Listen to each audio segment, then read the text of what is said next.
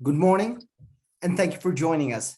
Welcome to the 2022 Elections Town Hall. This is a presentation of the Colorado Conversations, which is a program that seeks to discuss the biggest challenges and opportunities facing our state. This morning's forum is brought to you by Colorado Politics, the Denver Gazette, and the Colorado Springs Gazette, newspapers that value accountability journalism. Before voters this November, 3 ballot measures on alcohol, and we have the opportunity this morning to ask direct questions to proponents and opponents. But before we delve into these propositions, please welcome Vince Bisdek, the executive editor of the Gazette newspapers. Vince? Thanks, Luigi, and thank you all for being here. You know, engagement in elections is crucial to maintaining a healthy democracy. And we hope the forum this morning offers voters the chance to learn about what's in their ballot this November. We also invite everybody to learn more about Colorado politics, the Denver Gazette, and the Colorado Springs Gazette by visiting our websites, or better yet, subscribing. So back to you, Luigi, and thanks again for being here. Thank you, Vince. Our panelists this morning are Jim Spall, co-owner and CEO of Applejack Wine and Spirits. Jim, thank you for being here. Glad to be here. Thank you for having me. Thank you. Representative Alec Garnett, Speaker of the Colorado House of Representatives. Hey, Luigi, thanks so much for having me on today. Thank you, Representative. Mr. Spall and Speaker Garnett represent the Yes campaign on Proposition 124. Also joining us are John Jaramillo of the Hispanic Restaurant Association of Colorado. Thank you for having me. Happy to be here. And John, did I pronounce your name correctly? You did. Jaramillo. Perfect. Thank you. Also joining us is Michelle Ling of Wine in Grocery Stores. Thanks so much for having me, Luigi. Really happy to be here this morning. Michelle represents the campaigns for 125 and 126, and John will be talking more specifically for the campaign on 126. Also joining us this morning are Chris Fine of the Colorado Licensed Beverage Association. Good morning, Luigi. Thank you so much for having me this morning. Really appreciate it. And also, finally, we have Carolyn Joy of Joy Liquor and Spirits. Good morning. Happy to be here. Mr. Fine and Ms. Joy represent the No campaign on all 3 ballot measures.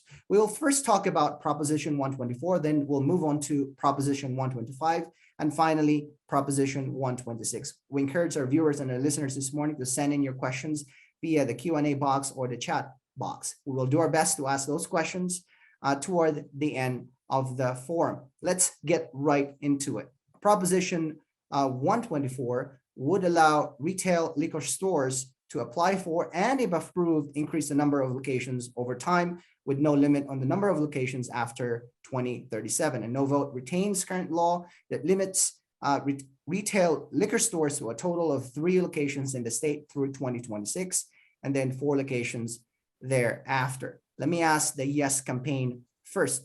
What is the problem you're trying to solve here?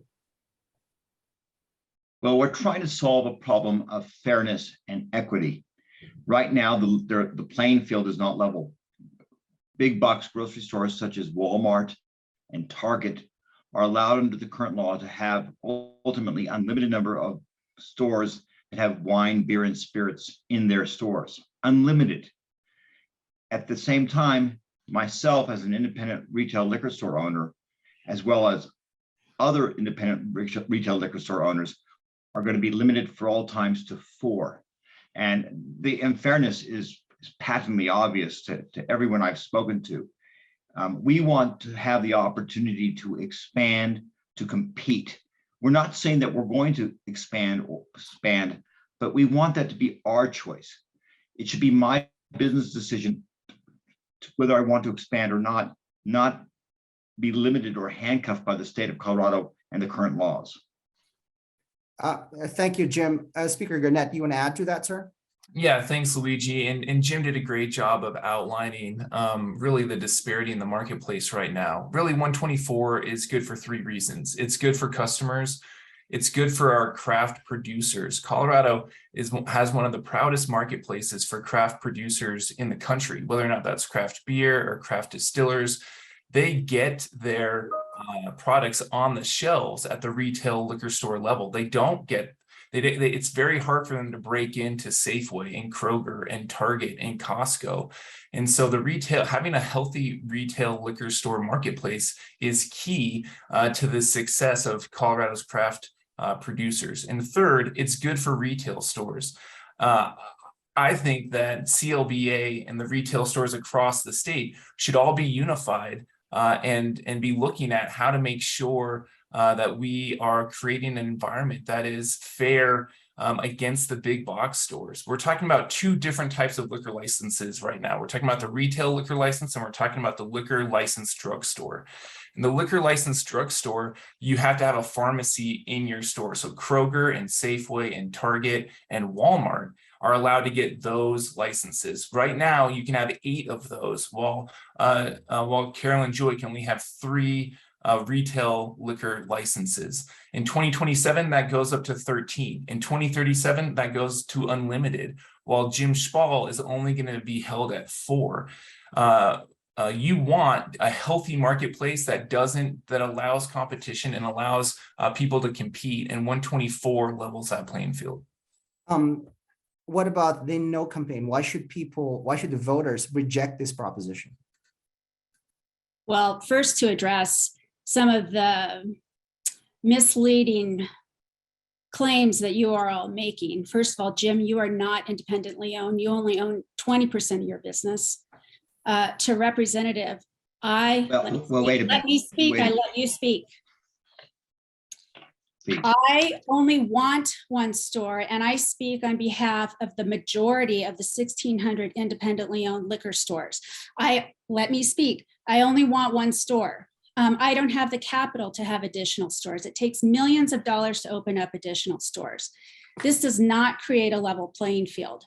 If you think that having additional stores or just the number of licenses creates equity, you don't know anything about the liquor business or being in small business. That's not the only deciding factor as far as creating equity and fairness.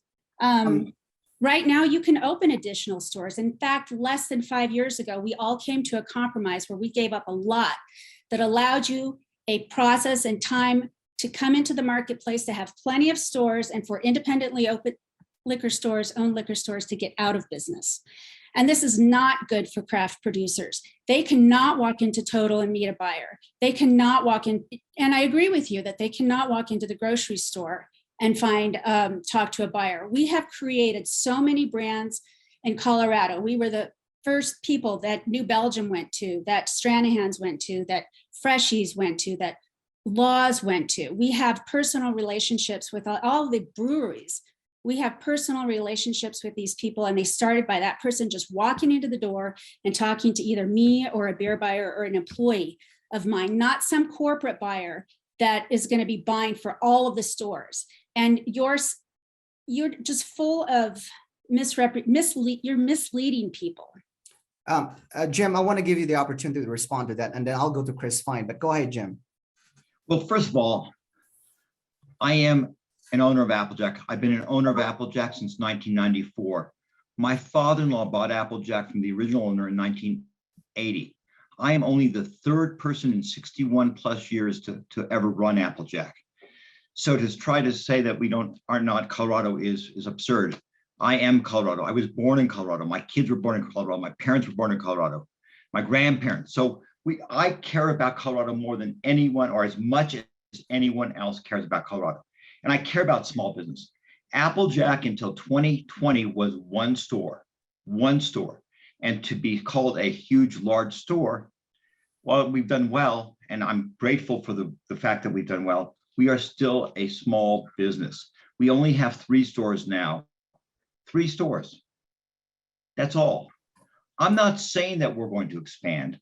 I'm not saying that we're going to grow huge or otherwise. All I'm saying is give me the opportunity. Don't let the state handcuff me. Let the laws be open for everybody. When the grocers get 5, give me 5. When the grocers get 8, give me 8. When the grocers get unlimited, let me have unlimited. I'll go through the hoops. And all I want is a fair opportunity. I don't want the current law to crush me, as I believe it will. Thank you, Jim. Chris, go ahead. Yeah, I think there's a couple of things at work here. And I think the biggest thing that I want to really convey is that despite kind of the smoke and mirrors around the ads that have been placed, and God knows they have a lot of dollars to place these ads, again, coming from out of state, not in state. Despite all of these ads, the vast majority of independent small liquor stores are opposed to 124. I understand that Jim says that he's Colorado. You're not any more Colorado than King Soopers is. At least they know that they're backed by Kroger. You're backed by venture capitalists. You have That's the untrue. ability, as does Total, to be able to expand stores, small stores like Carolyn's, like one of the biggest stores in your district, Representative Garnett, don't have the ability and don't want the ability to expand. They're trying to run one business. And if these other propositions go through, they're going to have 40 to 50% of their profits cut out from underneath them. How are they going to be able to work 60, 70 hours per week on keeping their one business afloat and use capital that they don't have, $3 to $4 to $5 million to open up another business to be able to compete? So basically, what this proposition is saying is that unless you have venture capitalist money or you're a multi-billion-dollar company that has the capacity to expand, you're going to be cut out and they're going to take your business from you. So I think that's the biggest. Again, you're going to see consistent themes across all three alcohol bills, and it's going to be around greed and about wolves in sheep's clothing. There is going to be convenience, but at what cost? And Luigi, if you don't Go mind, ahead. can I Go jump ahead, in? sir. One, I mean, there's a lot of I understand there's a lot of frustration coming from Chris and Carolyn. Listen, I've been down at the legislature, and when it's come to this issue in particular, especially inner business fights, a lot of times people just kind of put their hands up. But you can't find anywhere else in Colorado's marketplace that has more government protection in it than what we do with our antiquated liquor laws right now. Nowhere do you allow for essentially this protectionism and to prevent healthy competition in the marketplace. One of the reasons that this is going to be good for retail liquor stores is it's going to maintain some value for their liquor license in the future. And I know there's been a lot of pointing the fingers at Total Wine. Again, my whole point is I don't know why their finger pointing is going there. There are more Walmarts in Denver than there are Total Wines in California. The reason it's going there is more- because there's Hey, $20 million in funding. Carolyn, I was really respectful as you were talking, and No, you but- pushed but back just on to clear- Jim, and just to clear it. you pushed back on Jim to be respectful, and I'm asking the same from you.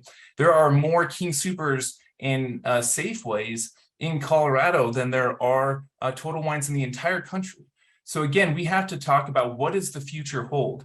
The liquor license drugstore licenses that CLBA negotiated at the legislature is going to wipe out the retail liquor store. So that deal that you guys cut in 2016 is going to apply maximum pressure on the people that you say are against 124. Lastly, what I will say is CLBA was against liquor sales on Sundays. They said it was going to wipe them out. It didn't happen. They were against full strength beer in grocery stores that said they were going to wipe them out. It didn't happen. I am now here saying for us to actually protect the retail liquor store that has been so key to Colorado's success and uniqueness in the future, you have to level the playing field to allow for the successful businesses that do want to expand the opportunity to do so. Thank you, Speaker. Carolyn, I'll give you the opportunity to respond, but Jim, there were a couple of statements directed against you. Go ahead, sir, and respond. Listen, as far as I'm concerned, all I'm saying is that I am an independent retail liquor store owner. I have been all my life. And all I want is to make sure that the laws that are in place are fair, equal, that we have a level playing field. My enemy is not competition. competition is not my enemy. I don't have an enemy here. What I want is just fairness. The only thing that's not fair to me, and the only enemy I have, is when the playing field is not level. That's all. So again, I understand the fears of the unknown that people sometimes have. But the reality of it is, I've always had competition opening up against us. And we don't say we're going to stop that competition by laws or otherwise. We say we're going to go address that competition by trying to be a better retailer. And that's all I want, is I want to have a chance to be at the best retailer I can be. Again, Carolyn is not my enemy. CLBA is not my enemy. I don't have an enemy in this. All I want to do is have that level playing field and an equal opportunity to go and be able to challenge and compete with all these big box stores as they get beer, wine, and spirits in all their stores ultimately. And if 125 passes, they'll have wine in all of their stores. And I just want to be able to compete, whatever that means. Carolyn, go ahead, ma'am. Okay, first of all, what happened, just to refresh your memory in terms of beer sales not affecting independently owned liquor stores, is that COVID happened. In 2019, most retailers lost their shorts on the sale of beer. And I personally, our beer sales went down immediately 30%, which is just a portion of our business.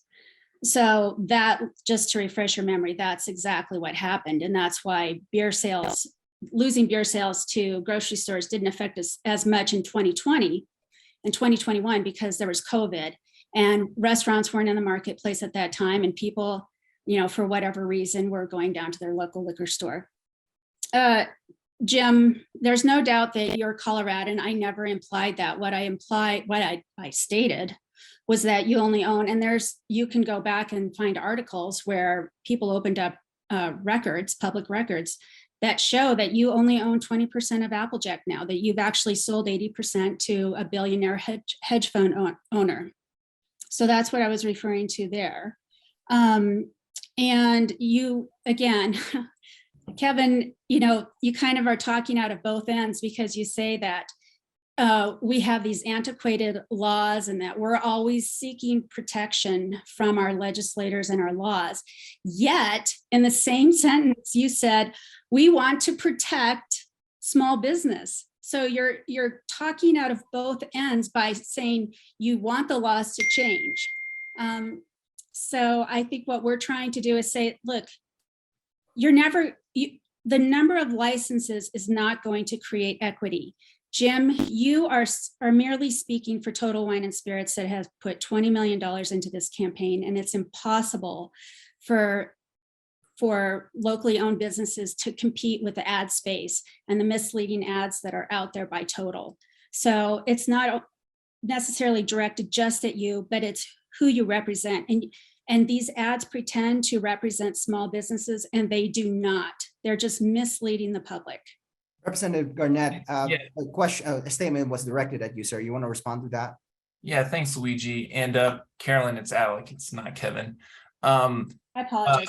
No worries. You guys have sort of not talked about the issue. You guys aren't talking about the number of licenses. You guys aren't talking about what the future of this marketplace looks like. You're not talking about what Colorado, the pressure that's going to come on retailers if 125, which is surely going to passes, and what we're going to need to do to help make sure that shelf space is open to craft producers across Colorado. What you're doing is you're continuing to talk about the campaign. And I guess one thing I would ask Chris is, from what I can tell, about 12 liquor stores have contributed to the No campaign. You represent CLBA as representing 1,600 liquor stores. One of the problems I have is it seems fairly misleading that 12 liquor stores are funding the No campaign, but you make it sound like it's everybody. So I've talked to a ton of small liquor stores who have said, I just want to make sure that when I decide to sell, the license has value still. And that's why making sure there's competition in the marketplace will maintain that value. Michelle, I think you wanted to jump into the conversation just really quickly, and I think this is a good transition for us to go to Proposition 125. Go ahead. I'm sorry. Chris, let's give Michelle just really a quick time, and then we'll go back to you, okay?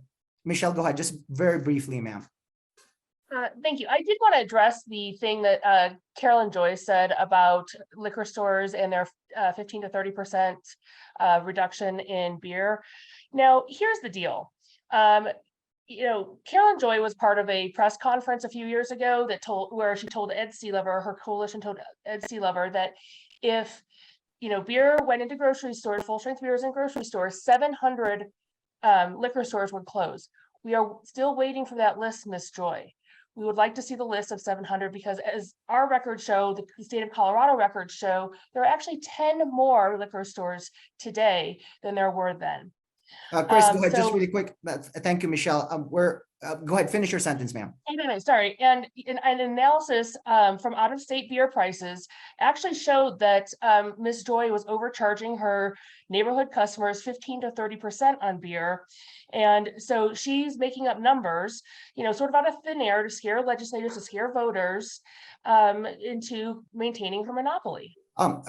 Carolyn, I want to give you the opportunity to respond to that just really quickly. And Those Chris, are pretty I'm sorry, strong. we Those have are to pretty strong. go ahead, Carolyn, just really quickly, ma'am. Okay, well, first of all, like I said, COVID happened. Nobody anticipated that. So yes, I wasn't anticipating that we would have a pandemic, which would shut our economy down and that people would want to start drinking more.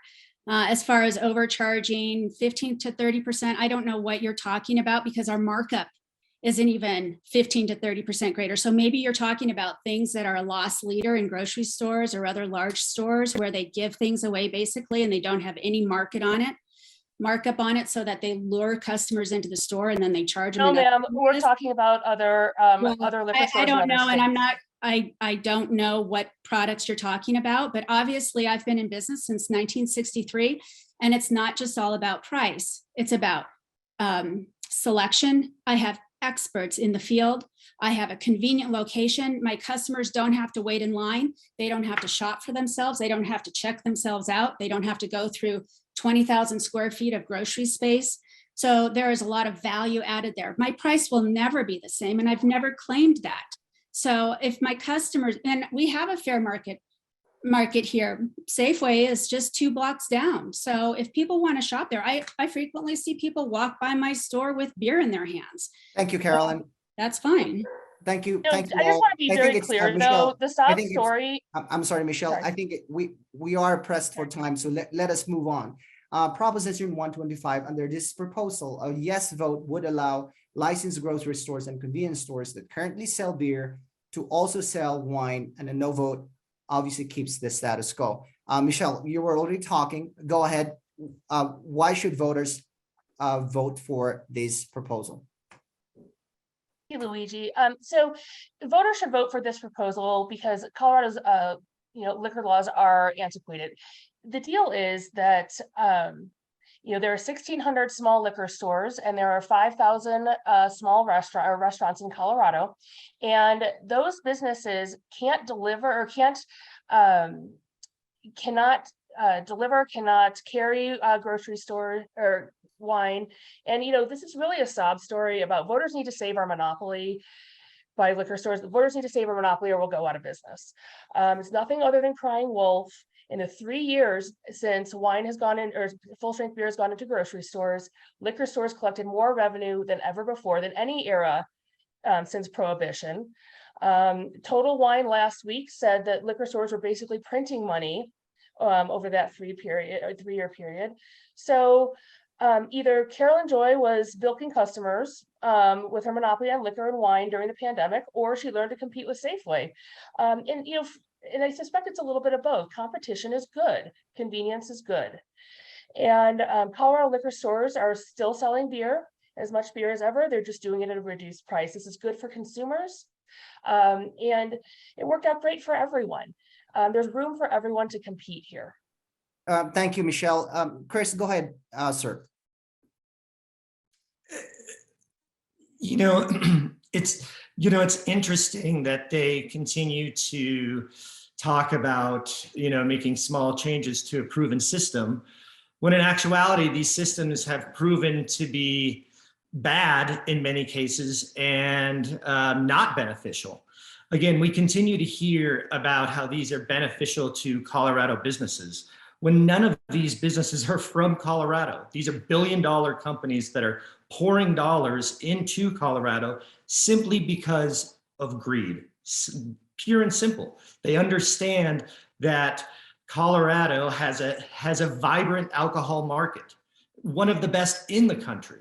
And they simply want to say, we want to take over that, just like big box stores have done to florists, just like they've done to pharmacists, just like they've done to hardware stores. It's just a matter of time. It's the same concept. I want to ask a specific question, and I want to answer. I want both sides to offer an answer. You know, one argument in favor of Proposition 125 is it allows convenience for customers buying wine and beer at the same time in grocery stores. Carolyn, your take, ma'am. First of all, you know, I don't think this is just about business owners. I think this is also about consumers. And none of these, any of these propositions have been brought forth by consumers. So I think that's a very important point to make, is that these are brought on, like Chris said, by out-of-state corporations. But in terms of convenience, I do not think it's convenient as a consumer at all to have a limited selection of wine with no help and then have to check myself out. And also as a shopper, when I don't necessarily I don't purchase that much wine or beer, and I don't want to wait in line. There's already really long lines at the store, and there's already very limited selection in food where I shop, because there's dense population and, you know, not a lot of square footage. So I don't want to lose any of that space to food. But as a consumer, I don't think it's convenient at all to shop there. I think also what happens is you lose a lot of selection, because you have a corporate buyer that buys for all of these stores, and they're just going to buy the big brands. They're definitely not going to be supporting local and craft industries. And they're not going to have the selection that they have. And right now we do have a lot of competition, and that's great. That's, you know, there is competition in terms of price. There is definitely competition there, and people have choices right now. So I don't believe that it is convenient for people, because it's just gonna, I mean, I can't imagine the mess it's gonna be at a Thanksgiving when already you have long lines, and then you want to add carding people and, you know, self-checkout and things like that to adding wine. Whereas you could have a store right next door or down the block or a few blocks away that has an expert staff. They have thousands of selections. Even in my small store, we have over 1,000 wines. We have an excellent staff, convenient parking, you know, cashiers to check you out, to carry out your purchases. All of those things add convenience to the consumer. Michelle, a couple of points were raised there. Go ahead and respond. I'll respond, ma'am. Thank you, Carolyn. Thank you so much for making the point that our point is that there's room for everyone. Yes, absolutely. Will there be? Do you have people who are knowledgeable about wine? Do you have a greater selection? Do you have a smaller store and it's easier to navigate? Of course. And that's exactly the point we're trying to make, is that there's room for everyone to compete here. When full strength beer went into grocery stores, you know, liquor stores, you know, had the highest revenues in the past 3 years since Prohibition, like we mentioned. You thought there would be 700 stores that went out of business. Carolyn, would you please drop the 7 names of the 700 stores that went out of business into the chat? Well, I can't do that because we had a pandemic. That's what you keep, you know, you keep denying, is that there wasn't a pandemic. As you know, I had great sales during that time, as did grocery stores. I mean, you know, some businesses flourished during that time and some people didn't. In terms of adding 10 stores compared to the population that's been added to Colorado, I don't think that's probably proportionate. Like I said, they have the population that's been added since then has been 100,000. How many liquor stores do you need per 100,000 people? Beer only accounts for a portion of our sales. Wine is definitely more profitable sector. And if you take out 2/3 of what people or more of what people are selling, you're going to crush them. And it's just a matter of time before you want spirits, because again, you don't need this. You don't need this. You're not supporting your family on this. These businesses are already making huge profits. This If is you not Google hair products support in by your Denver, customers. the first This two is not pages bring support up by your over 40 corporate greed. stores. They sell many of the same products that King Soopers and Safeway carry. You know, aisle 9, whatever. You don't see them holding press conferences, crying, about them being, being put out of business. Just as I wouldn't go, if I wanted a specialty wine, I wouldn't go to King Soopers. I wouldn't, if I had a specialty But you hair cannot product that count I on needed, just I having wouldn't ask specialty I wine. wouldn't ask a stalker at King Soopers. I would ask Right, because there's no my stalker there. stylist. That's actually an employee of the distributor. Let me which step in for a that- second. That also is an equity issue. Thank you. Let me step in for a second. I do want to ask Chris Fine a specific question. Chris, one of the arguments in favor of this measure is that grocery stores in particular provide a safe and well-regulated environment, ensures responsible alcohol sales. What do you make of that argument? Yeah, well, first of all, thank you, Luigi. Unlike, Ms. Ling, I'd like this to be a productive conversation about just what's going on in the state. Yeah, that is a concern. I mean, obviously with COVID, the grocers have made this transition to automation, right? A lack of checkers to where now there's just a self-check. That's a big concern. To where you now have 12 to 18 self-check lines and one person being able to have to check IDs. Very disconcerting, first and foremost. I know that, 126 is kind of built into this because the grocers literally want to be able to, the grocers, Walmart, Target, et cetera, they want to be able to deliver you, I've said this before, a car battery, some broccoli, and 3 bottles of wine. That is the ultimate goal. And that is very disconcerting. Again, going back to the point of, their claims in their ads, which again, we've seen millions of them because they have millions of dollars to throw at them, small changes to a proven system. When I'm looking at an article from the Washington Post right now that in California, where third-party delivery is legal, 4 out of 5 fails. So it's proven, small changes to a proven system. I actually am so glad you brought up the safety concern, because I'm a mom and I really, don't want children or people under the age of 21 to access alcohol. Let's be real. Liquor stores had 24 times the number of violations the grocery stores had. Now, you're talking about delivery. Let's just stay to 125. We'll talk about delivery in a second because we have information on that as well. Your source, The state of Colorado, the liquor violation board. Chris, go ahead and answer that question, and then we're going to transition into 126. And I'm sorry, there was some. I didn't quite understand her question. Michelle, why don't you repeat your question? No, I didn't have a question. I'm saying I'm so glad you brought it up just because, it is actually a proven system. It's proven that liquor stores have a 24 times more likely to sell to a minor than grocery stores are. This is a much safer system. And that's why we have law enforcement as part of our coalition. That's why we have all kinds of other groups who are interested in keeping kids and keeping communities safe. Chris, go ahead and respond, sir.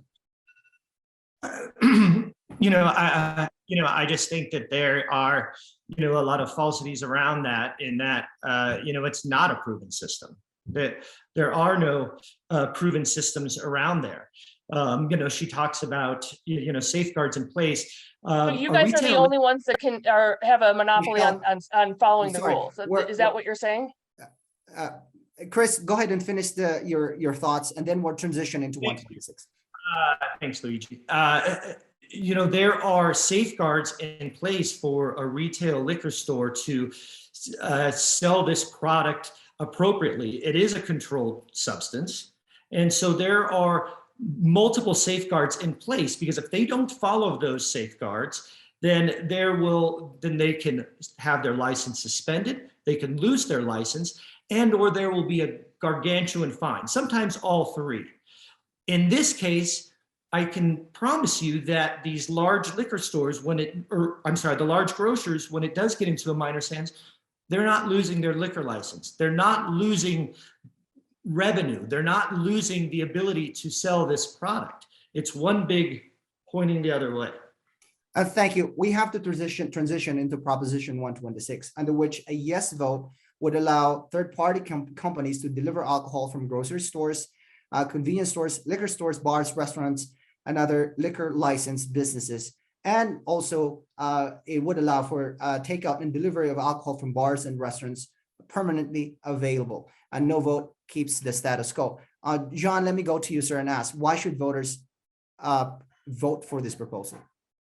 I'm going to always start with our mission statement, which is to advocate on behalf of the Hispanic restaurateur to open and operate their restaurants. And in this case, I'm speaking for most small independent restaurants. And it allows them an additional revenue stream. They've already been hit hard enough by the pandemic. This just allows them to compete with larger restaurants. Thank you, John.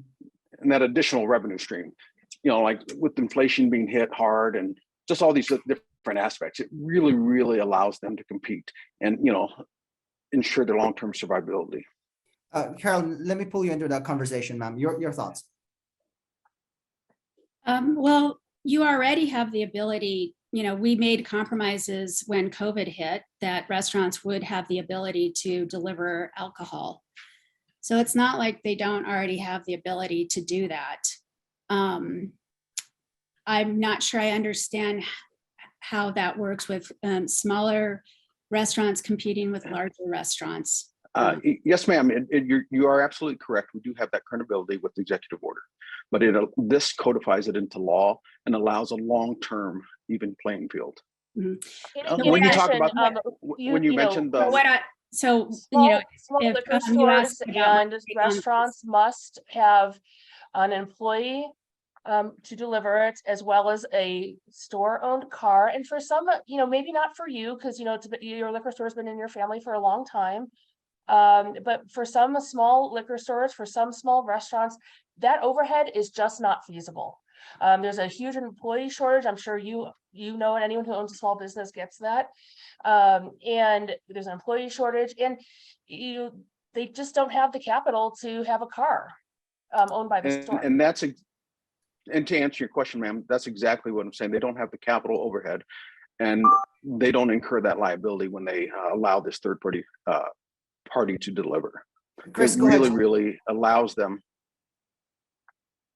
Chris, go ahead and respond. I do have a specific question for you as well. Well, like Carolyn mentioned, we understood the hardship on the restaurants, and we were in support of alcohol to go. And like Carolyn mentioned, I believe that goes for another 2 years, I believe, to get folks through the pandemic. I think the issue around this is that, it's not just about that. It's really about you're absolutely right. We can deliver that right now, just like restaurants can. But we do that because there is a safety aspect. It's our own vehicle, it's our own employees, because it's our license on the line. If we lose that's so true of third-party delivery. Their delivery licenses on the line, and they have statewide reach. In addition, they have incredible fines. I mean, if you're talking, really, if you're talking about delivery, to minors, out of state, wineries and liquor stores have been using third-party delivery to deliver product for, I don't know what, dozens of years. I don't know. The state's website goes back 6 years, and there's not been a single violation. Chris, go ahead and answer the question. I'll go to Carolyn. Sorry. I feel so comfortable with the safety protocols developed through the digital technologies, the training, the mechanisms that the state's going to enforce on these with the safety record that would go forward. Chris, you were finishing your thoughts, sir, over a minute ago. Go ahead and finish your thought, and then I'll ask Carolyn for a response.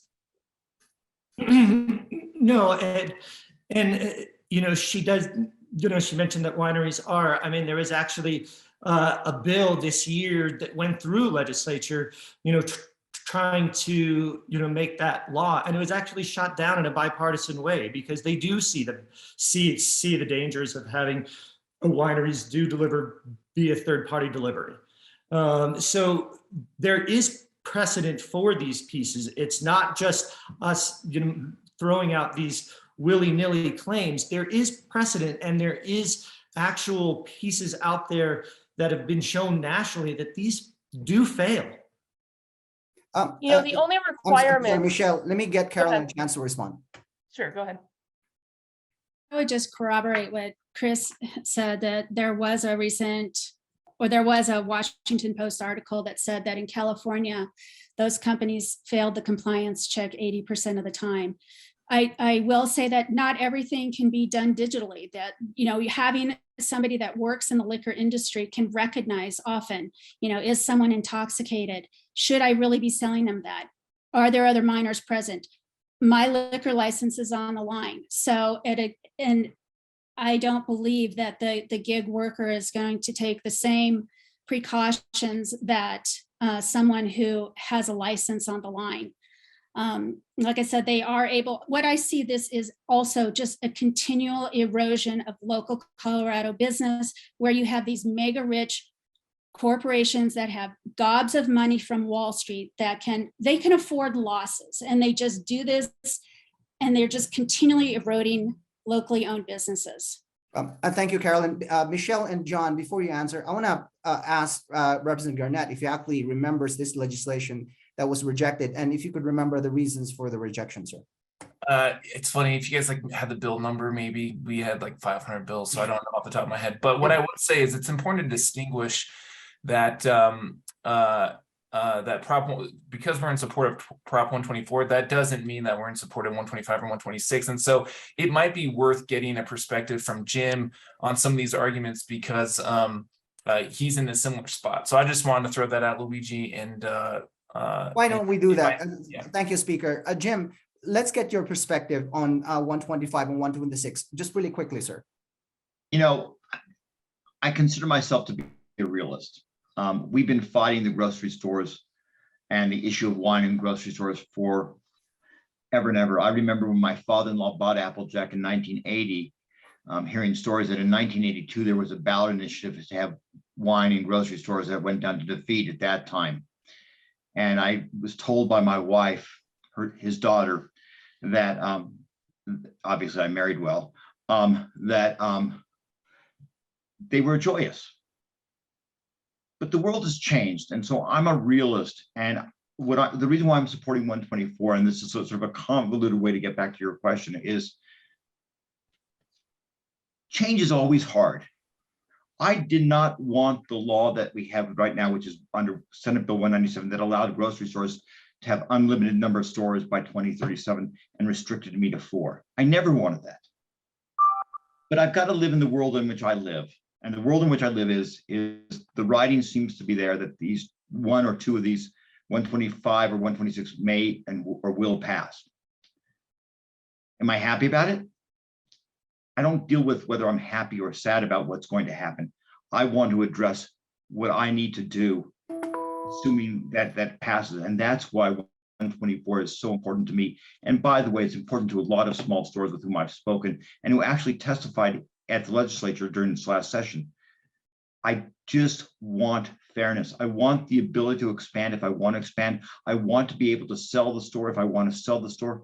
I want all the retailers to have those options available to them. I don't want the current law, which the state has on its books, that limits me and limits my ability to run my business in the way I want to run it. So I'm not really answering your question about 125 or 126, because obviously change is hard no matter what. And do I love them? No. Did I love 197 when that passed? No. but I've got to deal with reality. And that's why 124 is so separate from 125 and 126, because what it does is it gives me a chance to survive, assuming that 125 and 126 passes. And one more thing, even if 125 and 126 fail, the current law is still on the books that says the grocers can ultimately have unlimited number of stores so long as they have a pharmacy license. And Thank that's you. 400 to 500 stores. Could you? Can I jump in and talk about the Thank you, safety thank you. protocol, since we haven't actually Why you identified would those? be against those? I'm sorry, I just can't hear either one of you. And again, I'm not here to Thank you. attack anybody on this Good. stuff. I'm really not. Thank you, Jim. Carolyn and Michelle, what do you call this one? Let me do this one if it's okay with you. I'm gonna call on you. That way you can speak, and then that way you're not talking over each other. But before you do that, let me pull in John. John, we haven't heard from you for a couple minutes. I want to get your thoughts, then I'll go to Michelle, and then I'll go to Carolyn. Go ahead, John. Absolutely. I believe 126 really does help the restaurateur. Like I said, our mission statement in this case is we specifically represent the Hispanic restaurateur, but this helps all restaurants. They've been hit particularly hard through the pandemic. This provides an additional revenue stream. It's already in place through the executive order. And I think this would help by codifying it into law. And it's a revenue stream. It helps them survive long term. Thank you. Michelle? Yeah, I just wanted to talk a little bit about the safety requirements, because it seems to be a really big theme in this campaign. To put this in perspective, what the rules now for delivery from liquor stores and restaurants, the only requirements I see are that the person delivering alcohol must be 21 years of age, use a vehicle owned or leased by the licensee, and verify that the customer is also over 21 years of age, but nothing specific to training. Let's talk about what training looks like for these deliverers. There's an enhanced two-step dual ID verification that requires the customer to upload a valid ID before completing their purchase, as well as deliverers must scan the front of the customer's ID with the app, verify their ID prior to handing off and completing the delivery. And before the customer can even place an order containing alcohol, they must upload an image of their government issued ID. And it goes through, actually, it isn't just like, oh, these two IDs match. It goes through a state-of-the-art ID verification process that runs a variety of checks. Yes, age, authenticity, tamper checks, expiration date, and again, verifying the age. And if the delivery person finds that the individual they're delivering to doesn't match the photo ID, or believes that the individual is intoxicated, delivery folks have the ability to contact the vendor and support by tapping a button on their screen. And it's more robust. This system is more robust than what is being used at more liquor stores around Thank the you, country. Michelle. Carolyn, go ahead, ma'am. Well, I'm a little confused. If it was so robust, why did they fail the compliance check 80% of the time in California? But I don't know. Like I said, I think there is a human element here to determining whether or not you actually should be making a delivery if somebody is intoxicated, if there are minors present, and there is a greater price, a penalty for a locally owned independent store rather than a gig worker. What I was saying to Jim is that I don't believe that in fact, our polling shows it's not inevitable that 124 and 125 will pass. Many people, once they are informed, actually oppose all three of these measures. But I would have liked to hear him, instead of just going on about his support for his bill, to actually address the question and answer why he would be opposed to the others. That's all. That's all I was saying, and not Michelle. Thank you, Carolyn. Chris, I want to give you the opportunity to respond to a couple of the points raised. And then after you, we're going to try and entertain some of the questions from our listeners and our viewers. Go ahead, Chris. Yeah, well, I appreciate that. Yeah, I mean, again, these are tech companies, is what they are. I mean, we're talking DoorDash, we're talking Instacart. These are apps. That's all they are. And Carolyn's absolutely right. There is a human element. This isn't about delivery. These companies are about logistics. I mean, you've seen these folks. They are on a schedule. They are dumping things on a front porch and they are gone. I mean, for the 14-year-old me, it would have been a boom. Great. Some rosé, a car battery, and some broccoli, fantastic. But this is about logistics. They are not going through the safeguards that is required, that is needed. It's beyond, there are about a dozen different pieces that are required to deliver safely, to ensure that we're delivering a controlled substance safely. So again, this is about these tech companies, these greed tech companies that are just hiring gig workers. And yes, there might be repercussions. They might fire this gig worker. And I have nothing against gig work. I've done plenty of gig work in my time. It's about, they're going to fire him or her. No problem. They've got 10 or more who were looking to do this work on the weekend. No worries. So Thank you, Chris. Let's go to some of the audience questions. And I think, Michelle, this question might be for you. This question is from a person who identified himself or herself as a craft distiller. Won't this proposal hurt craft beer distillers who don't make enough product, for mega chains, and that they rely on small outlets to survive? Go ahead, Michelle. Again, I think that this is really an individual business's purview. I would love to see craft brewery or craft beer in grocery stores if it's possible. And again, there's a place for everybody in this ecosystem. So I am not familiar with a craft beer model because I am not a brewer.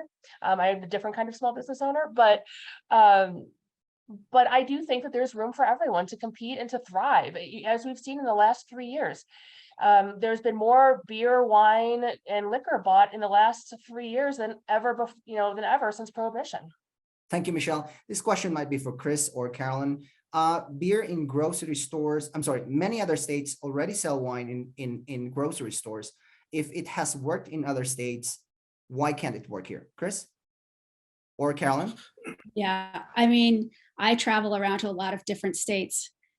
Maybe that customer doesn't notice the amazing selection that we have here in Colorado, but this scene that we have here is very different than a lot of other states where they have wine and beer in grocery stores. They have a corporate buyer. It is definitely about data and SKUs and movement. It's not at all about, how do we broaden our selection? How do we service our customers? How do we represent very small breweries, distilleries, wineries, and open up the marketplace to our customers? So, Colorado is different. That's probably why you moved here from Arizona. I mean, we have an amazing state and this works. We do have competition. We do have amazing selection. We have things that other states don't have. And so I don't think we should change that. Okay, if I can address one last thing. Go ahead, sir. We talked about DoorDash and these other companies, Uber Eats, being large corporations. Yes, they are, but they're the only ones that logistically can help all 5,000-6,000 restaurants right away over time. Thank you, John. This might be a question for Representative Garnett, although I know you're leaving the state legislature, but won't the cost of enforcement go up if all of these ballot measures are approved, for example? And I guess the question is really more toward how does the state potentially deal with enforcement issues? Yeah, it's a really good question, Luigi. I saw that in the chat, and I think it's worth addressing. I mean, I think when it comes to 126 in particular, if it were to pass, I think the legislature would have to go back and revisit both the enforcement side to make sure the resources were there for the division, and then also just make sure that the legislature feels comfortable with the safety mechanisms that are built in. So I would imagine that if 126 passes, there would have to be legislation to either tighten up or backfill resources to make sure enforcement and everyone felt comfortable with the current situation. Thank you. We only have about 5 minutes, and I do want to give everybody the opportunity to do your closing pitches, if you will. I want to start with Jim. Jim, go ahead, sir. Again, we believe that 124 creates a level playing field and gives me a chance to survive in this very robust competitive environment. I'm not saying I will expand, can expand. I'm not saying anyone else can or will expand, but we want the opportunity. Right now, we're not allowed by state law to do anything with our business other than have 4 stores. Again, I want to have freedom to choose how to run my business, be careful with respect to the issues of safety, but I want fairness. And no matter if 125 or 126 passes, 124 allows us to continue to have that fairness. That's why I'm supporting it. Thank you, Jim. Speaker Garnett. Thanks, Luigi. Thanks so much for having me on. It's been a pleasure to listen to everybody, and I hope your listeners enjoyed it as well. I mean, really, the basic question is, nowhere else in the marketplace do we build in this protection to prevent competition. We don't do it for newspapers. We don't do it for florists. We don't do it for coffee shops. I'm not exactly sure why we're doing it for liquor stores. And I believe the current statute allowing the liquor licensed drugstores, allowing the big box stores to expand at a much faster pace is actually the demise of the small retail store.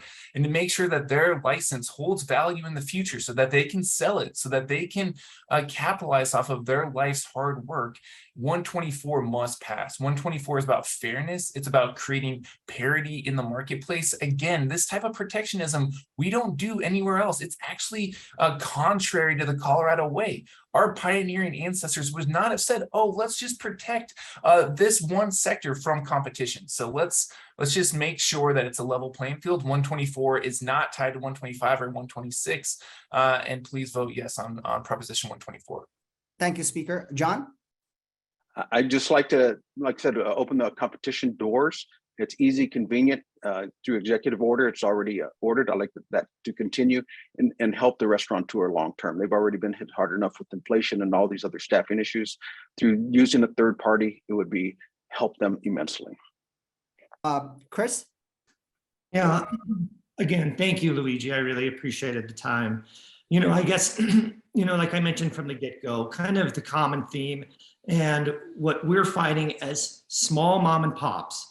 I'm talking about the 2,000 to 3,000 square foot store who have gone all in on just this one piece of Colorado.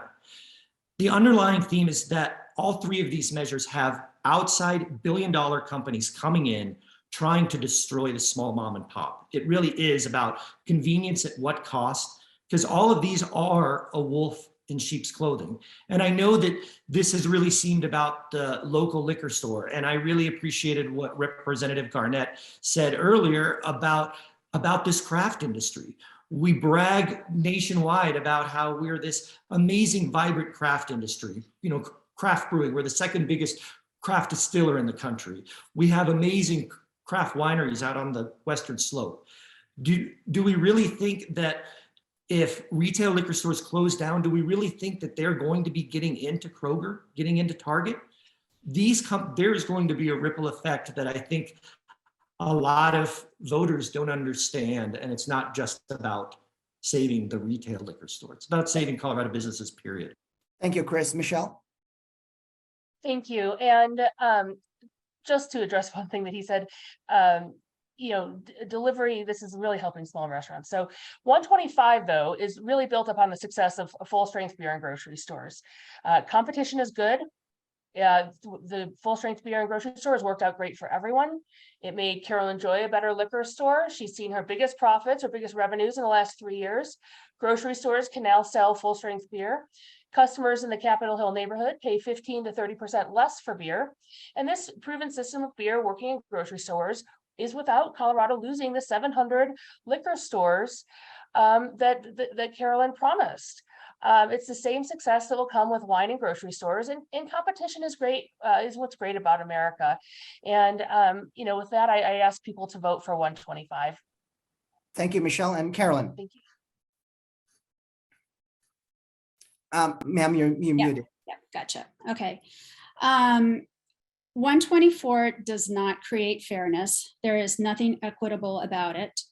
One of the things, the two really important factors of all of these is that none of these have been brought forth by Colorado voters. They've all been brought forth by ultra rich billionaires, mega corporations. They've all been funded to the tune of $20 million for misleading advertising to mislead Colorado voters into voting yes and representing small businesses when they don't, but it does not create an equitable field. Their grocery stores, there is a price to convenience.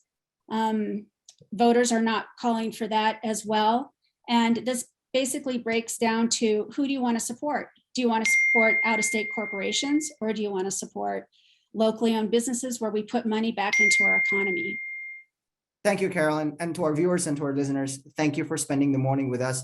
Jim, Speaker Gurnett, Carolyn, Michelle, Chris, and John, thank you for your time. I truly Thank you. appreciate it. And just for the record, the reason I'm here in Colorado and not in Arizona is Vince Bizdek hired me, and that's why I'm here. And with that, I want to thank everybody again. Enjoy the rest of your day. Thank you. Thanks all. Thank you. Thank you.